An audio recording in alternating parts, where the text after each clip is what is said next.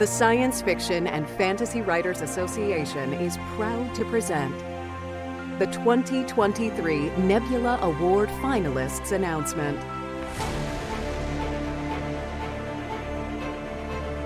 Welcome aboard Airship Nebula.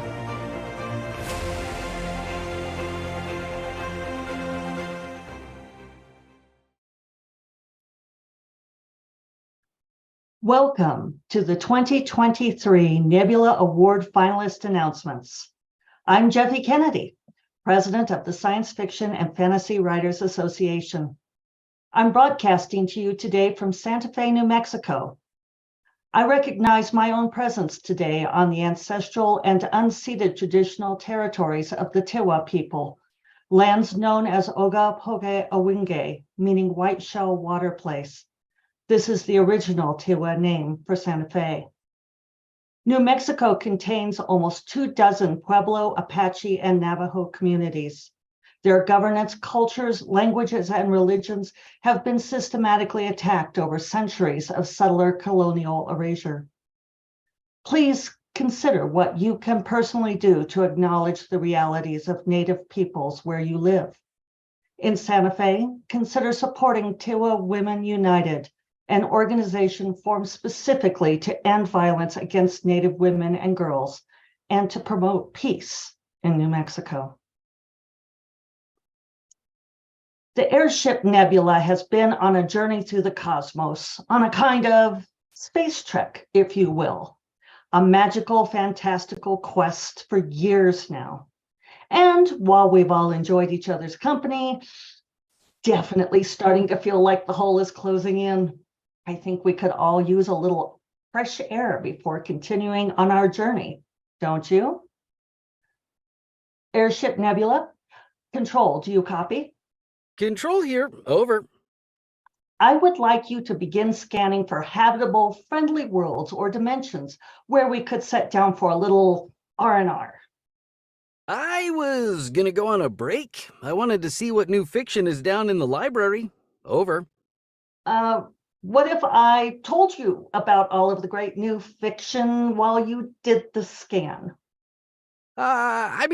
Sure, I guess. That's a lot more fun for the one of us who isn't me, though. Scan commenced. Over. You don't have to keep saying over. How do you know it's over if I don't say over? Over. How do you know I'm done talking without me saying over? But you just said it. Over. How about I just start telling you about everything new and wonderful in the library that our SFWA members voted for, and then this conversation can be over. You said it again. Over. I know what I said. I would like to add that SAG-AFTRA audiobook narrators will be reading selections from the work of the finalists, and we're so delighted to have such talented voice artists working with us.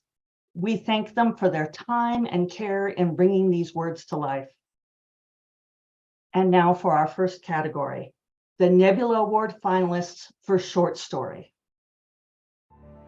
Destiny Delayed by Agenachoe Donald Apeki, narrated by Wolf Williams.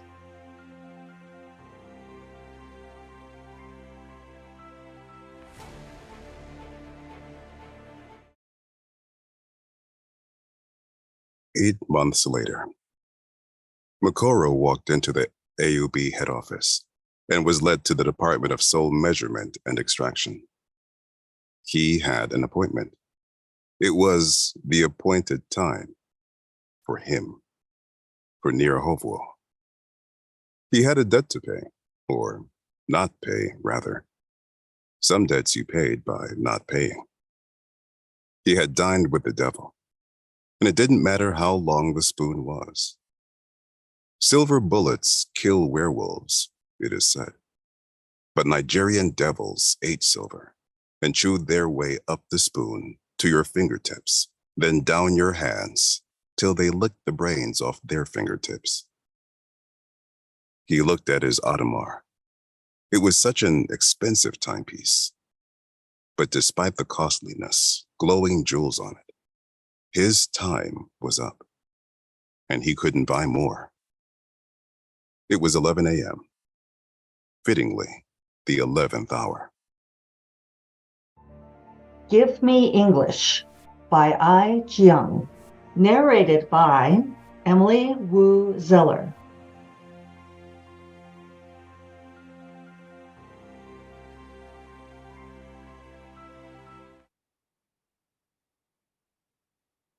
I traded my last coffee for a coffee.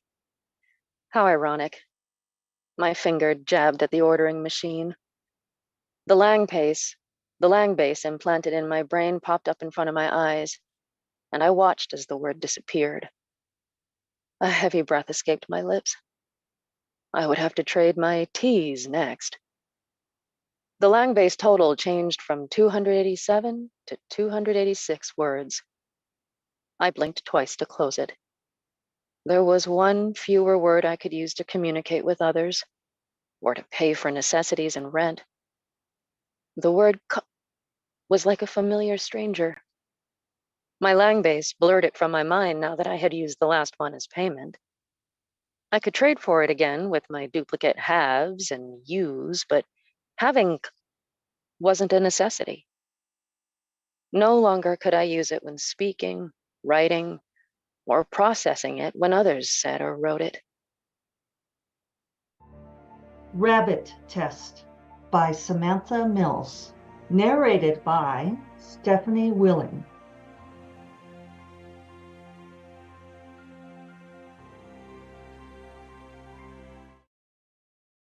It is 1931, and Maurice Friedman and Maxwell Edward Lapham have just published A Simple, Rapid Procedure for the Laboratory Diagnosis of Early Pregnancies in the American Journal of Obstetrics and Gynecology, Volume 21. This simple, very rapid, by some standards, procedure involves one urine sample and one very unlucky rabbit. It is 1927. And Selmar Aschheim and Bernhard Zondak have just introduced the test first, actually, and theirs involves 5 packs of mice. But the doctors, both Jewish, will soon flee Nazi Germany. And except for the occasional lab that prefers breeding mice over rabbits, it is the Friedman test that will catch on instead. Step 1. Inject the urine sample into the veins of a live, juvenile female rabbit. Wait several days. Step 2. Dissect the unlucky bunny. Inspect its ovaries. If they have enlarged and turned yellow, then congratulations, or our condolences. This follicular maturation indicates a noticeable presence of HCG. You're pregnant. Gwen by Susan Palumbo. Narrated by Tova Ott.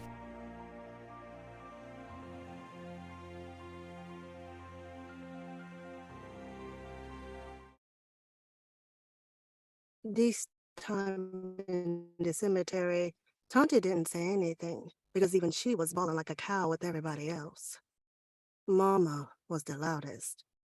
She voice was like a cutlass chopping straight through the noise. Daddy stand up stiff next to she and was silent, like a stone.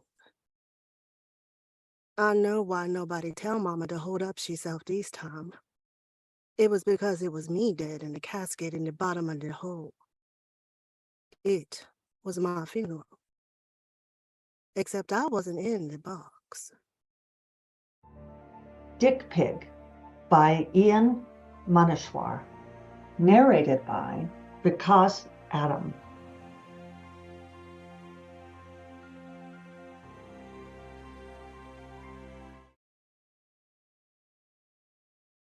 My phone's beside my pillow, half charged, and there's a push notification on the otherwise darkened screen. I begin to swipe it away, but it's a Grindr message from someone called Hung Daddy. Well, it might be cold, and I might be tired, but who am I to reject the advances of a Hung Daddy? I tap on his faceless profile. Hey, Dick Pig. He's called me by my profile name. How personal. How touching. DIY by John Wiswell. Narrated by James Patrick Cronin.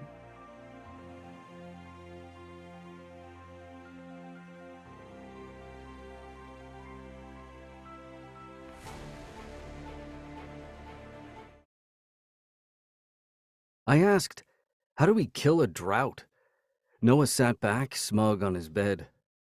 The way I start all my research.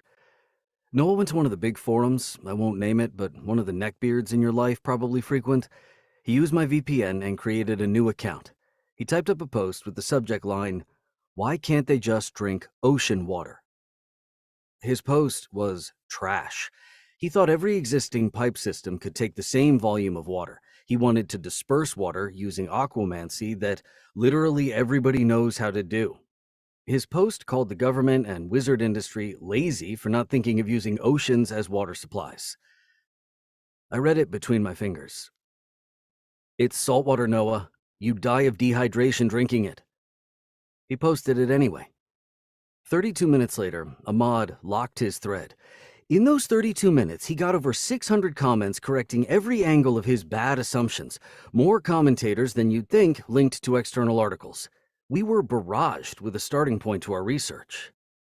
Noah said, "There is no educational resource in the cosmos greater than a nerd who thinks you're wrong."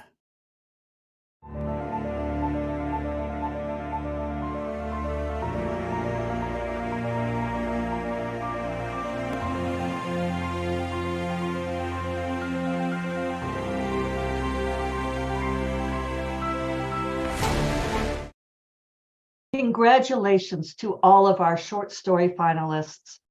And now I'd love to introduce you to James Patrick Cronin to talk about the amazing intersection of the written word and the power of the human voice. Hi, thank you all so much for having myself and these union narrators back for what I believe is now our 6th year helping collaborate with these announcements.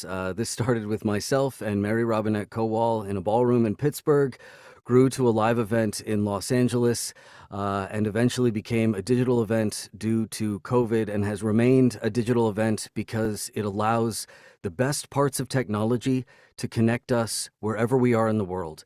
It is technology meeting human innovation and human storytelling exactly the way it is supposed to.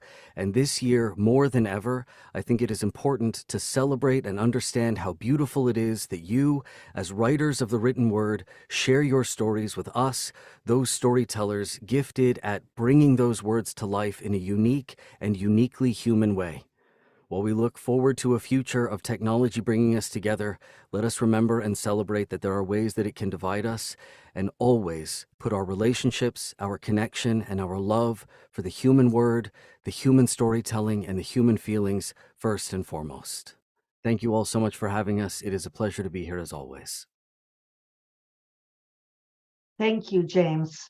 And thank you again to SAG-AFTRA for their support and assistance in bringing the works of our esteemed finalists to life.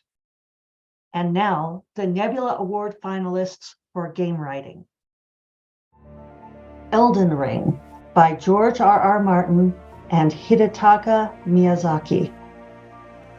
Horizon Forbidden West by Ben McCaw and Anna Katane.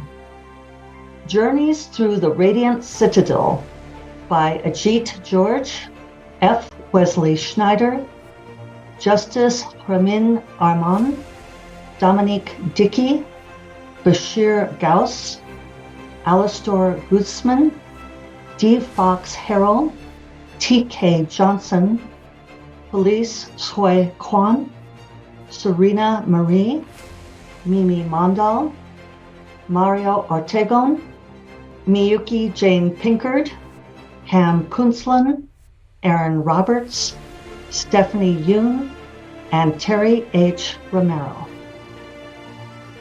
Pentiment by Kate Dollarhide, Zoe Fransnick, Martin Ratasep, and Josh Sawyer. Stray by Vivienne Mermet-Guné, Colas Kula, and Stephen Lerner. Vampire, the Masquerade, Sins of the Sires by Natalia Theodoridou.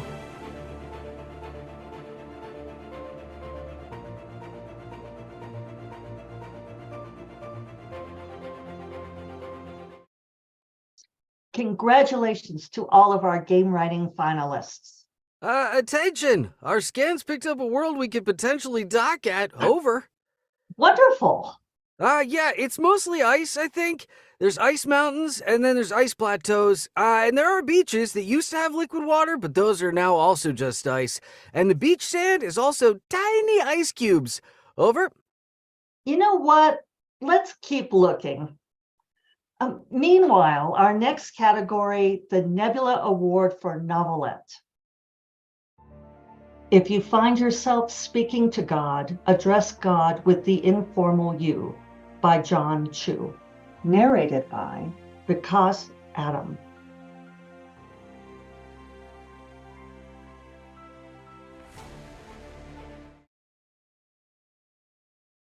The Flying Man is a Tom of Finland drawing rendered exquisitely in flesh and blood, but cranked up another notch or 7. Either his costume is giving him a lot of help, or the body is flat out motion captured and computer generated with a breathtaking but heightened realism. He is shrink-wrapped in a black, short-sleeve compression-fit shirt, dark gray jeans that stretch across the thighs but need to be belted around the waist, and a pair of black tactical boots. His muscles bulge, popping off his frame. His wide shoulders, big chest, and thick back taper to a trim waist. Broad, sweeping thighs balance off his oversized torso.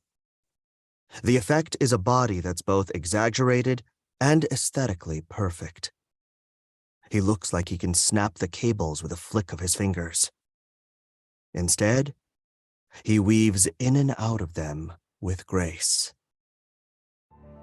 Two Hands Wrapped in Gold by S.B. Divya. Narrated by Tova Ott.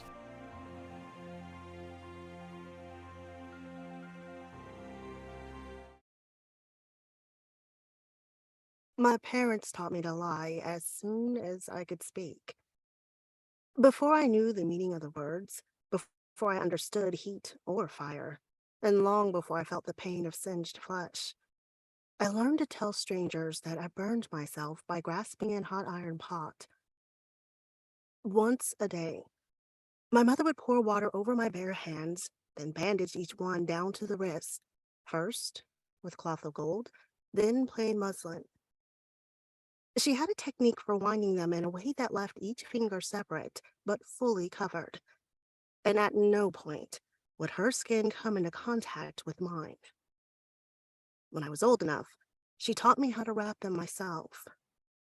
By then, I also understood the danger that she had put herself in. Murder by Pixel. Crime and Responsibility in the Digital Darkness by S.L. Huang. Narrated by Emily Wu Zeller.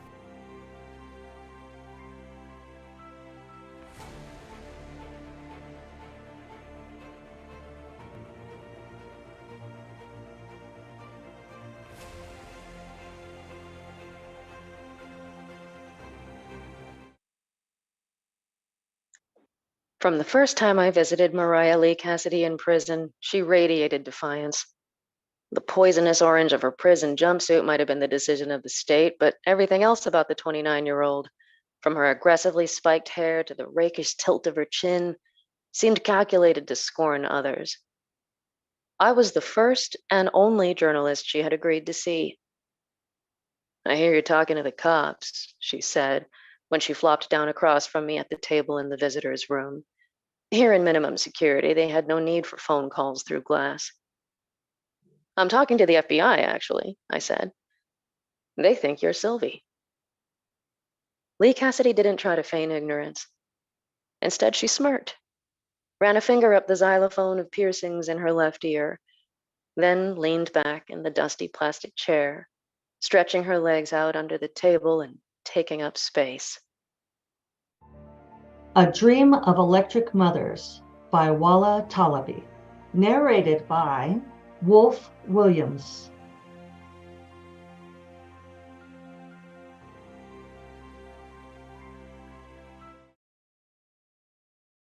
2 hours into the third session of our fourth cabinet meeting on the border dispute with the cooperative kingdom of Dahomey, my colleagues finally agree that we need to seek the Dream Council of our electric mother. The Dream Council's consultation ceremony was usually a somewhat elaborate half-day affair, with a chief Babalawo being called in from the Ile-Ife Technology Center of Excellence a day before to run diagnostics, read the Odu, dine with the Oyomesi, and remind us of our history and culture before we link our brains with that of our electric mother. Officially, the ceremony is performed to maintain transparency, to formally ensure that the public knows when this collective resource is being used. But everyone knows that the primary reason the ceremony was devised and is still performed is to maintain a sense of continuity of tradition, because some of our people still believe that any contact with the ancestors should be mediated via Babalawo. The Prince of Salt and the Ocean's Bargain by Natalia Theodoridou. Narrated by James Patrick Cronin.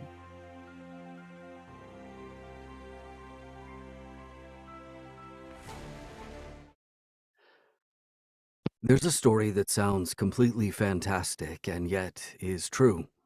It happened here and in the neighboring lands. It goes like this. Once upon a time there was an ocean, deep and cold, and in the ocean there was salt. For a long time salt did not know itself to exist, but then, beneath a wave, under a dark and bitter brew of the sea, it stirred. Why, it hardly knew, yet for the first time salt found itself wanting. It had no body, this watery want, no arms and legs, no spine nor skull, no eyes or mouth, but it knew it wanted, and what it wanted was to live. And so, in a rare, still moment of the sea, salt reached out. It found a single drop of water inside all the vast, unbearable water, and it said, "I want." We Built This City by Marie Vibert. Narrated by Vikas Adam.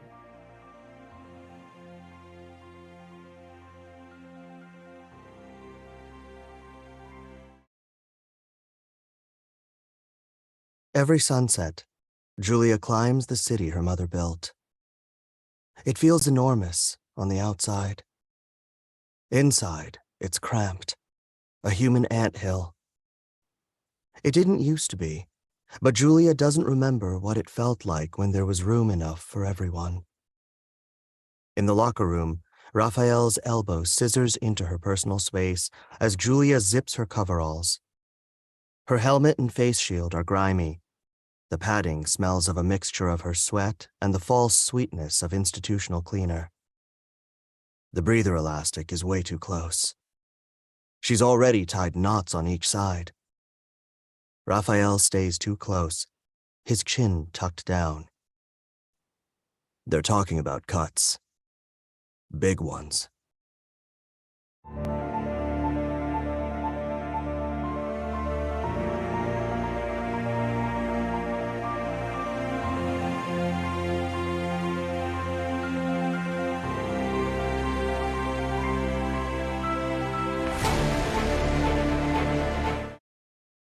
Congratulations to all of our novelette finalists.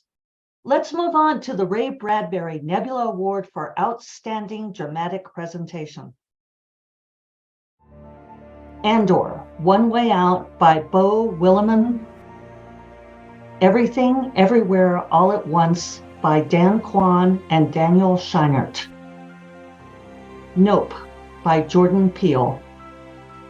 Our Flag Means Death by David Jenkins, Eliza Jimenez Cosio, Zadre Ferrer-Geddes, William Meny, Maddie Dye, Alyssa Lane, John Mahone, Simon Nathan, Natalie Torres, Zachary Alexander Stevens, Alex J. Sherman, Jess Tom, Adam Stein, and Yvonne Zima. The Sandman, Season 1, by Neil Gaiman, Lauren Bellow, Vanessa Benton, Mike Dringenberg, Sam Keith, Catherine Smith McMullen, Heather Bilson, Jim Capolongo, Jay Franklin, Austin Gutzman, Alexander Newman Wise, Amani Arosa, David Goyer, and Alan Heinberg. Severance by Dan Erickson, Chris Black, Andrew Colville, Amanda Overton, Anna Munch, Helen Lee, Carrie Drake, and Mark Friedman.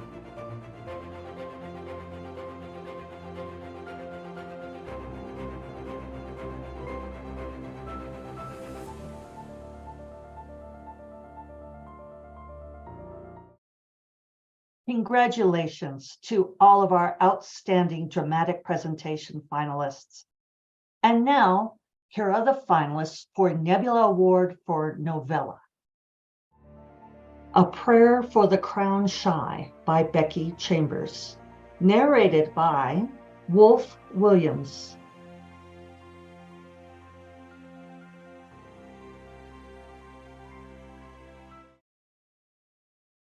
The thing about fucking off to the woods is that unless you are a very particular, very rare sort of person, it does not take long to understand why people left said woods in the first place.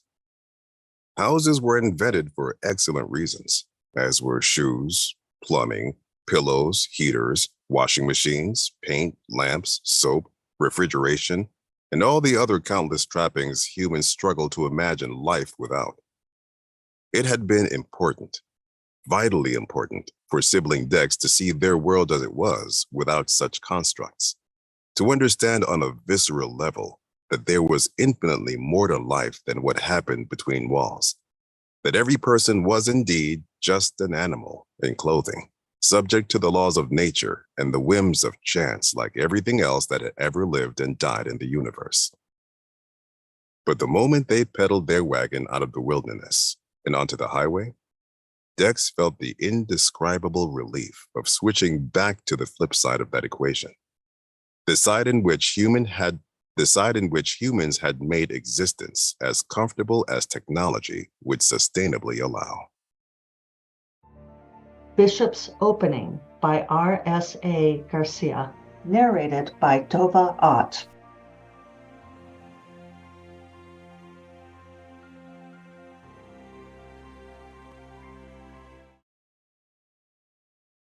Old as she was, the Keskedy had done 3 full delivery runs without a single safety incident.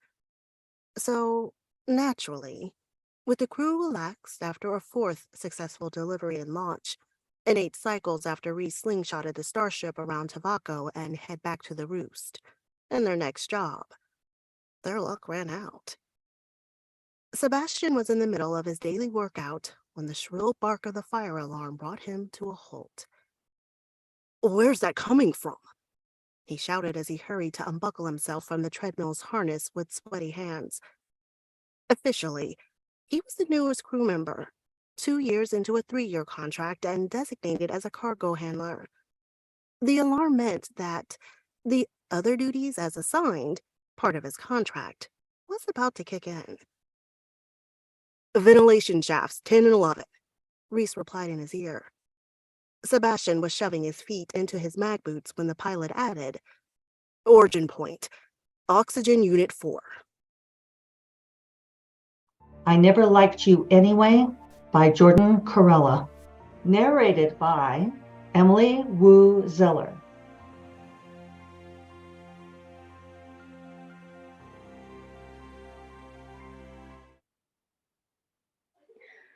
The music I played struck Orpheus right in his heart and wrong in his ear. It was the opening to my favorite piece of his, Haunt of Birds in G minor, yet with my own Eurydice twist. I'd taken out all the pretension Orpheus loved and added all the danceability he hated, making his own music into a farce of itself. Less than a minute in, I had the audience tapping their feet and my instructors tapping their pens. And Orpheus He was stuck stock still with fists at his side, totally undone. I continued my performance, a true fury on the keys. My fingers assaulted the high notes, alighting on the heavy ones, contrast in light and darkness, the way Orpheus never expected us to be, or his music to be. I had turned his high art into a radio hit. Anyone could dance to it. How dare. Even Though I Knew the End by C.L. Polk. Narrated by Stephanie Willing.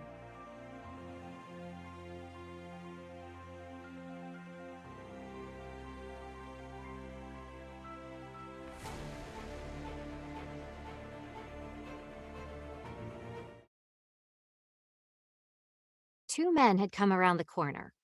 Cops or robbers? I depressed the shutter button with the lens pointed in their direction before I grabbed air and gave a grin. The scene's clean, but a second look never hurt. Ah, hell. An 8-pointed silver star on the shorter man's lapel told me who I was dealing with, and I put my hands down. Evening, gentlemen. Nice night. The shorter man took the lead, gun in hand. But the bigger one, even with his figure shrouded in shadow, made my heart leap. The light shifted to shine on half his face, and I forgot how to breathe. His chin, his mouth. Even 10 years older and a full foot taller, I knew. Ted? I took a step forward. Teddy!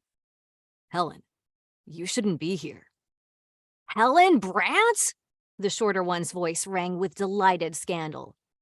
You're still alive?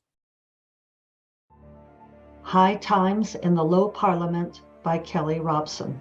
Narrated by Vikas Adam.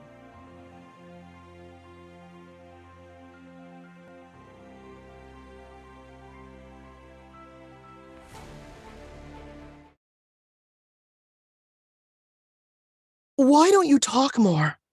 Lana asked. You could fix Parliament if you'd just open your mouth. Eloquentia turned frosty. Why don't you fix Parliament? Or better yet, why doesn't that fairy fix it? Me? Bugbite yelped. We're not deputies, though. You exaggerate the power of a deputy. We're prisoners here, beating our fists on the walls to get out. That's the way fairies like it. That's what they designed. Bugbite flew from the shadows at sparrow speed, grabbed Lana around the waist, and tried to drag her away. Lana doesn't know what she's talking about, Madame la Députée, Bugbite said. She's only been here a short time. Then she's a victim more than any of us. I'm a victim too, Bugbite said. Pulling on Lana didn't work, so she tried pushing. I can't leave here. But when the ocean washes us away, you won't drown. And you won't mourn the dead either. Will you?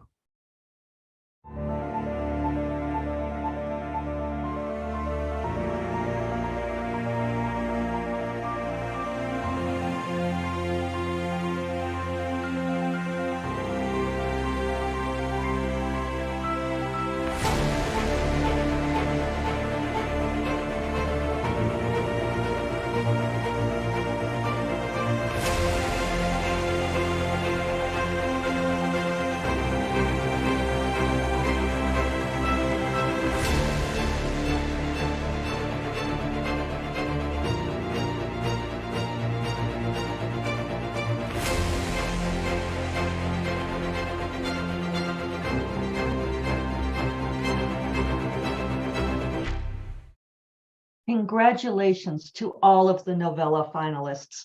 Well done. This is all so exciting. Over. It is. You know what else is exciting? We found another planet. But you're not going to like it. Over. Well, let's try to be positive. What did you find? It's a desert. Over. You mean it has a desert? No, it is a desert. The entire thing. Every inch of it is covered in sparkly sand. I can't see anything else at all. Over. That doesn't sound particularly relaxing or even possible. Keep looking. As long as you keep announcing the finalists. Over. Deal. And now, the finalists for the Andre Norton Nebula Award for Middle Grade and Young Adult Fiction.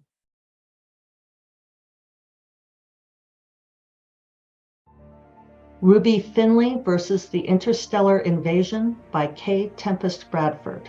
Narrated by Tova Ott.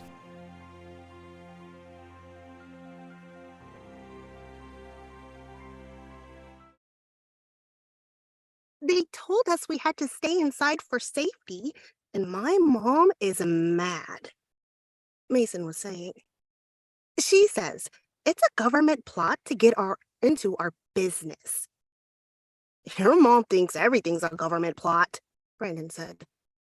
Your mama, Mason started, but she was drowned out by a horn noise. You know the rules, Jackie, the originator of the noise, said. No yo mama jokes in this chat. We don't want another incident. That was true. None of them wanted to relive the great Yo Mama War of Christmas break. It had lasted over a month, with the insults going from funny to convoluted and finally to downright mean. Feelings got hurt and people stayed mad for days. It got so bad that their actual mamas had to get involved and broker a peace. That's when they made the rule. No yo mama jokes and no fake trash talk in game chat. Not among themselves, at least. The Scratch Daughters by H.A. Clark. Narrated by Stephanie Willing.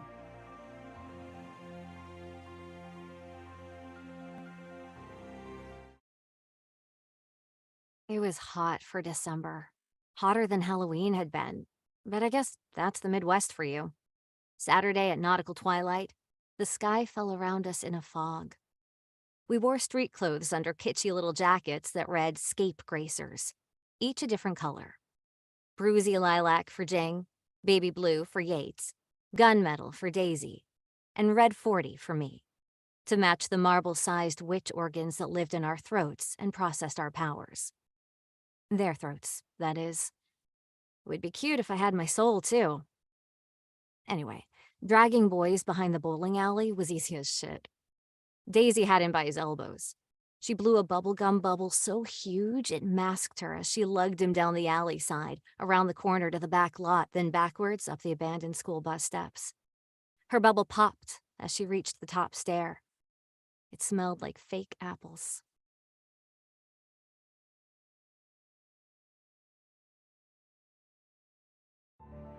The Mirrorwood by Diva Fagan. Narrated by Emily Wu Zeller.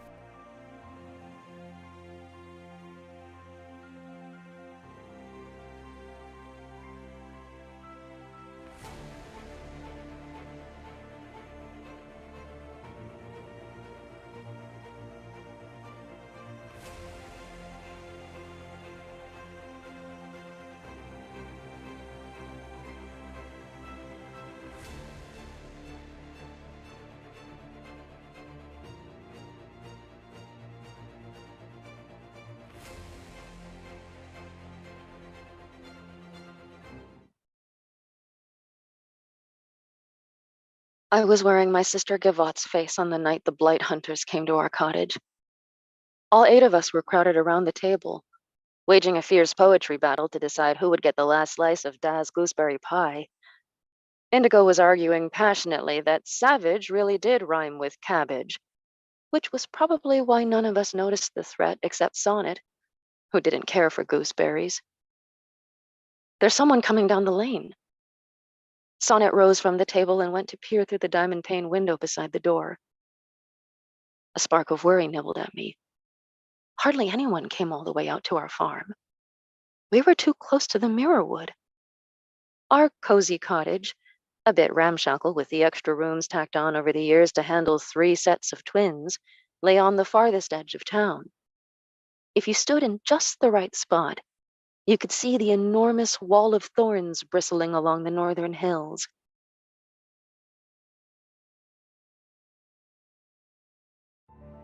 The Many Half-Lived Lives of Sam Sylvester by Maya McGregor.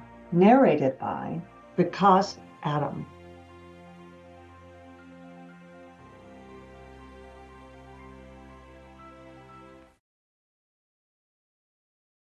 Hey, Sammy, it's okay. It's okay. The hall light is on, cutting a golden swath into my room. I flail for a moment, my brain belatedly processing Dad's words. Breathe in, he says, and I do. Breathe out. I do that too. He breathes with me. This is a ritual we've repeated far too often. This is why I will never understand how people think family is as common as blood. To me, family is breath. It's trusting the person beside you to demand your right to air in a world that would take it from you. It's the vulnerability of feeling someone's chest move in a careful rhythm to give you your own back.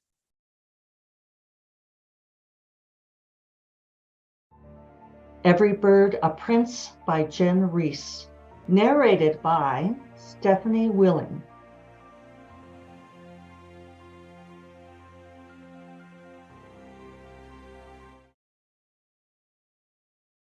It moved like a wolf, lanky and loping, head hung low.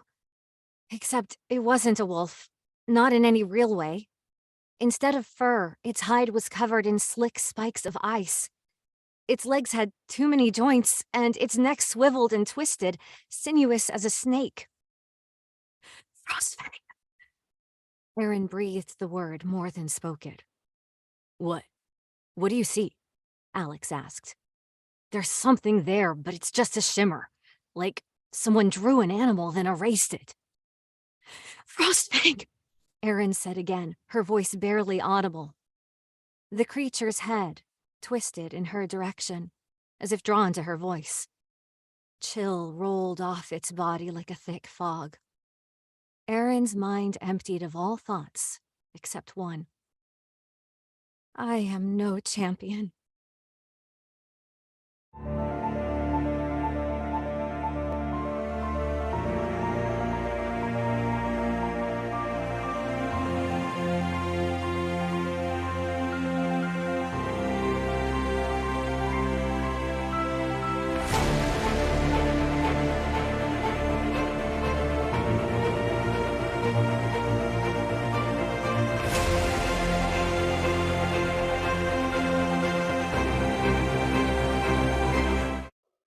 Congratulations to all of the finalists for the Andre Norton Nebula Award for middle grade and young adult fiction. You're not going to believe this. Over. Let me guess. You found a planet that's all forest. It's a moon, actually. How'd you know? Over. No planets or moons have just one single climate for the entire thing. These can't be real. You mean they could be traps designed by someone who doesn't understand planets? Set by whom, though? Over. I'd rather not find out. You keep looking. I'll keep the finalists moving. Here are the finalists for the Nebula Award for Novel. These ones are long. Over. Legends and Lattes by Travis Baldry. Narrated by James Patrick Cronin.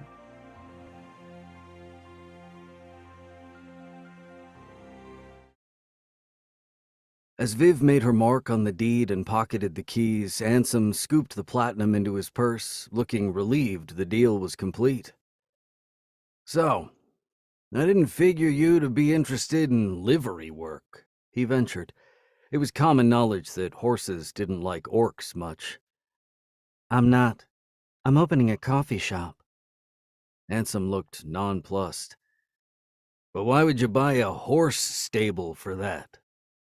Viv didn't answer for a moment, but then she stared hard at him. Things don't have to stay as what they started out as, She folded the deed and tucked it into her satchel. As she left, Ansem hollered after her, "Oh, and hey, what in the eight hells is coffee?" Spear by Nicola Griffith. Narrated by James Patrick Cronin.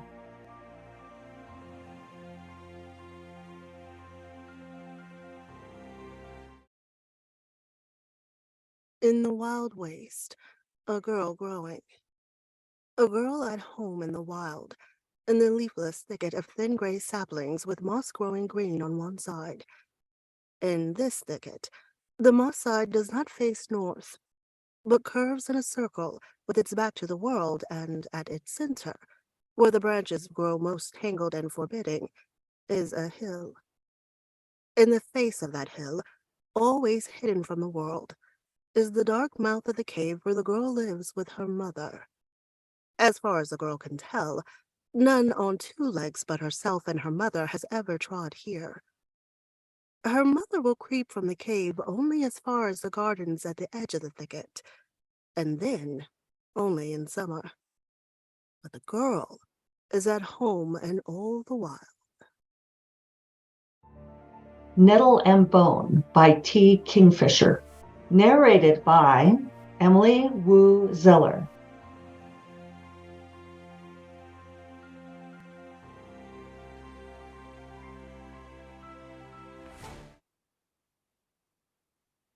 The trees were full of crows and the woods were full of madmen. The pit was full of bones and her hands were full of wires. Her fingers bled where the wire ends cut her. The earliest cuts were no longer bleeding, but the edges had gone red and hot, with angry streaks running backward over her skin. The tips of her fingers were becoming puffy and less nimble.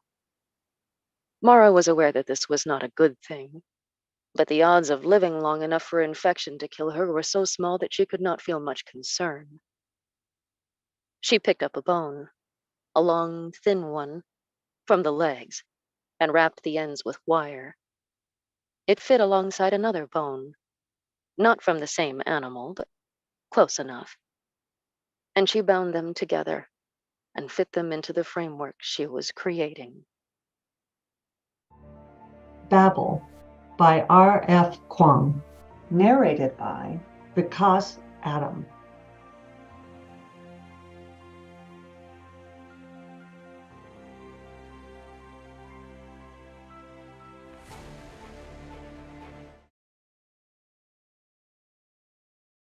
Violence shows them how much we're willing to give up, said Griffin. Violence is the only language they understand, because the system of extraction is inherently violent. Violence shocks the system, and the system cannot survive the shock. You have no idea what you're capable of, truly. You can't imagine how the world might shift unless you pull the trigger. Griffin pointed at the middle birch. Pull the trigger, kid. Robin obeyed. The bang split his ears. He nearly dropped the gun. He was sure he had not aimed true. He had not been prepared for the force of the kickback, and his arm trembled from wrist to shoulder. The birch was untouched. The bullet had flown pointlessly into the dark. But he had to admit that Griffin was right. The rush of that moment, the explosion of force contained within its hands, the sheer power he could trigger with just a twitch of his finger. It felt good.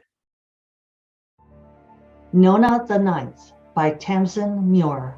Narrated by Stephanie Willing.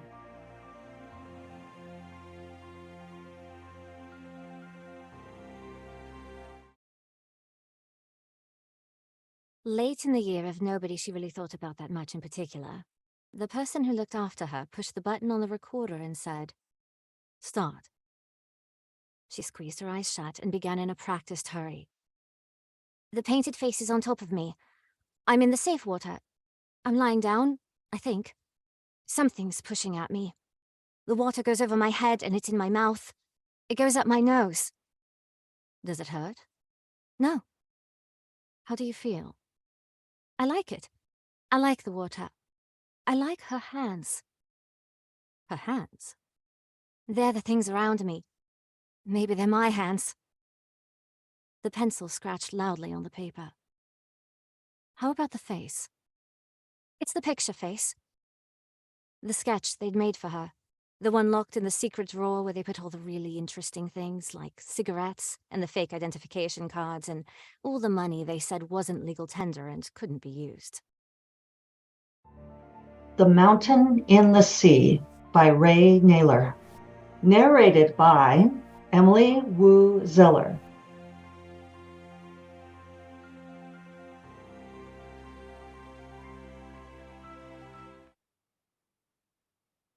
We came from the ocean, and we only survived by carrying salt water with us all our lives, in our blood, in our cells. The sea is our true home. This is why we find the shore so calming. We stand where the waves break, like exiles returning home.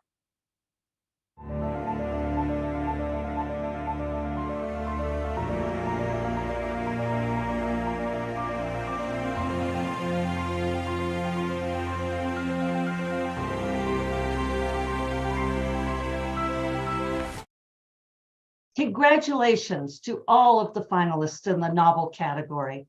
And thank you to all of the SFWA members who voted. And congratulations again to all of our finalists. We're delighted to highlight your exceptional work, and we wish you all the very best of luck. Okay, I think I found one. A planet we can dock at, over. You're not going to tell me the entire planet is just one giant city or something, are you? No, that doesn't even make sense. Where would they get food and water and air from? Anyway, I found a dimension populated entirely with very aggressive dragons. Pass. And another one populated only with very aggressive demons? Harder pass. Okay, and a pocket dimension that's entirely made of highfalutin elves with longbows. Are they aggressive? Oh, yeah, heck yes. They got a lot of issues to work out about the dragons and the demons forcing them into a pocket dimension. So, yeah, that's the thing. Oh, but I did find one place full of many climates with moderate temperatures and a breathable atmosphere. Over. Is it populated? Yes, over. By whom? Sentient flying felines called catterflies. Over. Catterflies. Yeah, cats with butterfly wings. Also, they talk. Over. A whole planet of catterflies? Yep, they call it Friend Planet. Over. Well, perfect. Set a course. What could possibly go wrong? I'm plugging in the coordinates right meow. Over. Oh, it seems an early catterfly envoy has teleported over. How suspiciously fortuitous. We'll see you all on May 13th at 8 p.m. Pacific from the Sheraton Park Hotel at the Anaheim Resort, aka Friend Planet, with our newest Grand Master, Robin McKinley, and streamed live online at youtube.com/SFWA_YouTube and facebook.com/SFWA.org. See you all there.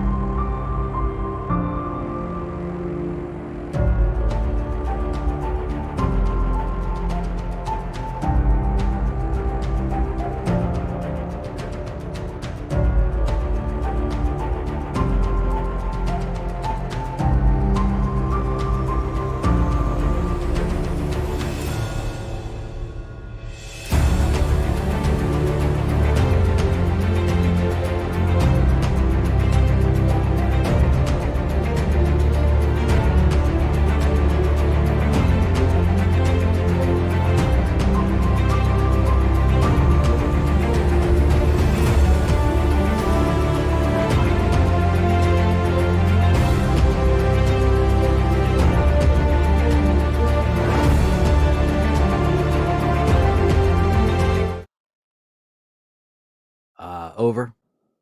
You get it? Yeah, it's